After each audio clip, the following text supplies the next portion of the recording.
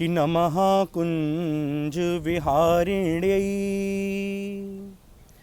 नमः कुंज विहारिणे श्री स्वामी हरिदासाय गुरुणाम गुरवे नमः। प्रेम से कहिए श्री राधे। आज बहुत सुंदर कथा आप सभी के मध्य मैं रखूं। अयोध्या का नाम सभी ने सुना हुआ है। अयोध्या में दो छावनी हैं, एक बड़ी छावनी, एक छोटी छावनी। उन दोनों के मध्य तपसी बाबा का आश्रम है, स्थान है, और उसे कहते हैं तपसी बाबा की छावनी। तपसी बाबा का प्रेम अत्यंत श्री कनक बिहारी से था, और रोज़ कनक बिहारी जी के दर्शन करने के लिए जब तपसी बाबा जाया करते थे तो हनुमान घड़ी का दर्शन कर, राम जन्मभूमि का दर्शन कर, सीधे कनक बिहारी के दर्शन किया करते थे। लेकिन श्री तपसी बाबा कनक बिहारी जी को अपना छोटा भाई मानते थे, ये उनकी भावना थी। जब दर्शन करते थे तो खूब पहले भजन किया, वहाँ संकीर्तन होता रहता है, खूब कानों से संकीर्तन सुना, वाणी से गाया, और बाद में जब जाते थे तो ठाकुर जी को पूछते थे कि हे बिहारी जी, आप अच्छे से तो हो, लाला तू अच्छे से तो है, तो कोई कष्ट तो नहीं है, ऐसा पूछा करते थे। तो ठाकुर जी भी उसी भांति उन्हें प्रेम करते थे, अपने बड़े भाई की तरह, जैसे अपने बड़े भाई को प्रेम किया जाता है। ये तपसी बाबा का क्रम था। वहाँ जो कनक बिहारी जी की सेवा किया करते थे, उन पुजारी जी के जो बेटे थे, उनके बेटे को एक रोग हो गया, जिसे कहते हैं चर्म रोग। जब चर्म रोग हो गया तो पूरे शरीर में जब शरीर बिगड़ने लगा तो किसी वैद्य के पास गए, और वैद्य के पास जाकर कहा कि महाराज, मेरे बेटे के चर्म रोग हो गया है, ये कैसे ठीक हो?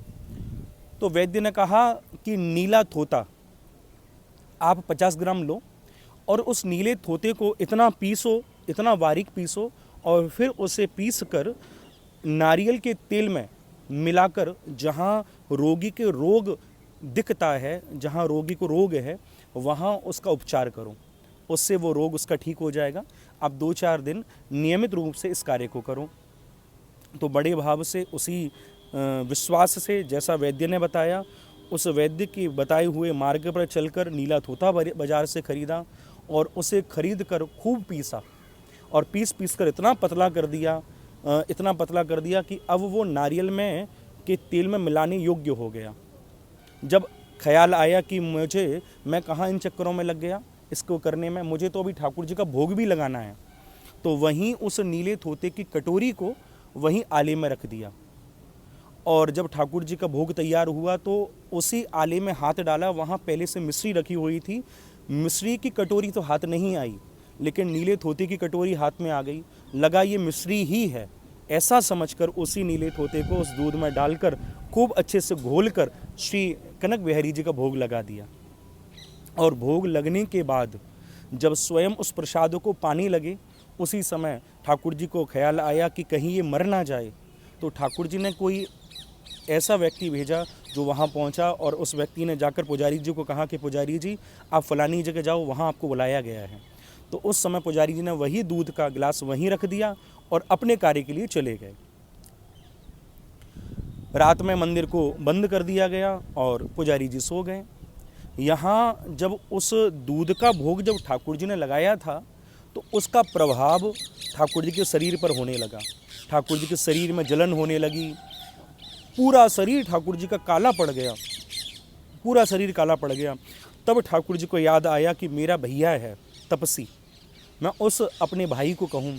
और तब जाकर स्वयं कनक बिहारी जी के मंदिर से आवाज़ आने लगी, अरे भैया देखो, आज मेरा शरीर पूरा काला पड़ गया है, मेरे शरीर में बड़ी अग्नि जल रही है, इस अग्नि को शांत करो, आओ भैया आओ, मुझे लगता है कि मैंने जहर खा लिया है।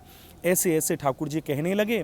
तपसी बाबा वहाँ जो मौजूद साधु थे उन सब साधुओं को बोले कि भैया गंगा जल ले चलो, आप ठंडाई ले चलो और अनेक अनेक ठंडी उन वस्तुओं को ले चलो जिससे ठाकुर जी के शरीर में जल रही वो ज्वाला जो अग्नि है वो शांत हो जाए और ठाकुर जी को राहत मिले। बोले हुआ क्या है? बोले चलो मेरे साथ। सबको लेके तपसी बाबा कनक बिहारी जी के सामने आए और जब वहाँ पहुँचे, कनक बिहारी जी के सामने पहुँचे तो वहाँ पहुँचकर मंदिर में खटकाने लगे। और जब पुजारी आया, पुजारी ने कहा कि अभी बाबा रात्रि के 1 बज रहे हैं और तुम इस रात्रि में चले आए, दर्शन तो सुबह खोलेंगे। बोले पुजारी जी मैं दर्शन करने नहीं आया, मेरे कन्हैया ने मुझे बुलाया है, मेरे भैया ने मुझे बुलाया है, मेरे लाला ने मुझे बुलाया है, तुमने हमारे लाला को जहर दे दियो। पुजारी जी बोले ऐसे कैसे हो सके, मैंने जहर तो दियो नहीं, मैंने तो दूध को भोग लगाया। तब तपसी बाबा ने कहा कि आपने मिश्री की जगह वो नीला थोथा मिलाकर ठाकुर जी को दे दिया। जैसे ही ख्याल आया नीला थोते का तो महाराज इतना कष्ट पुजारी जी को हुआ, अर्धरात्रि में ही मंदिर के कपाट खोल दिए गए। और जब कपाट खोले और श्री कनक बिहारी जी का दर्शन किया तो कनक बिहारी जी पूरे काले पड़ गए थे, पूरे काले पड़ गए। और जब कनक बिहारी जी का वह काला स्वरूप देखा, पुजारी वहीं मूर्छित हो गया, वहीं गिर पड़ा। अब श्री तपसी बाबा ठाकुर जी के आगे आंखों में आंसू भरकर रोने लगे कि कन्हैया लाला मोए ये बता, मोए नहीं पता कि कैसे तेरे इस शरीर की पीड़ा से राहत मिलेगी, मैं नहीं जानूं, लेकिन तू मोए मार्ग बताएगा तो मैं जरूर वह मार्ग को करूँगा। तू बता मो क्या करना चाहिए। तब ठाकुर जी ने कही कि यदि इस गिलास के दूध को कोई और पी ले तो मेरा शरीर ठीक हो जाएगा। उसी क्षण तपसी बाबा ने कहा क्यों ना कन्हैया या मैं ही पी लूँ, हे बिहारी या मैं ही पी लूँ, और उसको पीने के लिए तैयार हो गए। तब ठाकुर जी ने कहा कि भैया तू ऐसा मत करे, तू या दूधे मत पीवे। तो तपसी बाबा ने कही यदि मैं या दूधे पीऊँगा नहीं तो तेरा शरीर कैसे सही होगा। तब ठाकुर जी ने एक मार्ग दिया, लाला ऐसा करो कि 2 मन दूध मंगवाओ और वह दूध में या 1 गिलास जहर को डाल दो या नीले थोते के दूध को डाल दो और वहाँ से जो दूध होगा 1-1 चम्मच सबको प्रसादी दो, तो कोई के शरीर पे कुछ असर भी नहीं होगा और मेरा शरीर भी ठीक है जाएगा। और महाराज वैसा ही हुआ। 2 मन दूध मंगवाया गया, उसमें वो गिलास मिला दिया गया और सबको बांटा गया। जैसे जैसे दूध खत्म होने लगा ठाकुर जी का शरीर पुनः सफ़ेद होने लगा, पुनः ठाकुर जी के शरीर में, ठाकुर जी के चेहरे पर रौनक आने लगी, पुनः से सब ठीक हो गया। और फिर तपसी बाबा ने पूछा कि लाला अब तू ठीक है? ठाकुर जी ने कहा मैं ठीक हूँ। प्रणाम करके तपसी बाबा चले गए। और जब एक रात्रि बीती और अगली रात्रि में जब तपसी बाबा दर्शन करने आए और पूछा कि लाला अब तू ठीक है, तब कहो कि सबने दूध तो बांटो लेकिन दूध में जो अंत में जो भगोना में चुपको रह गयो वो कोई ने पानी से धो के बांटो नहीं। यही के कारण मेरा शरीर तो ठीक है गयो लेकिन मेरे हाथ अभी भी काले हैं। तो आज जब आप अयोध्या में कनक बिहारी जी का दर्शन करोगे तो ठाकुर जी के हाथ काले हैं। तब तपसी बाबा ने कहा कि लाला क्यों ना मैं तेरे हाथन में मेहंदी लगाए दूँ, और मेहंदी लगावे से तेरे हाथन को सांत्वना मिलेगी, शांति मिलेगी।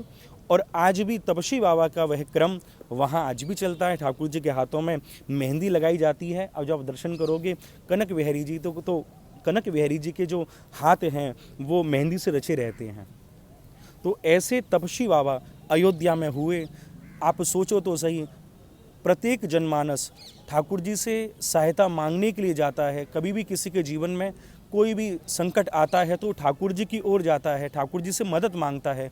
लेकिन जिसकी स्वयं ठाकुर जी भी जिसके आगे मदद मांगने गए हों, ऐसे तपसी बाबा के चरणों में मेरा कोटि कोटि वंदन, कोटि कोटि प्रणाम।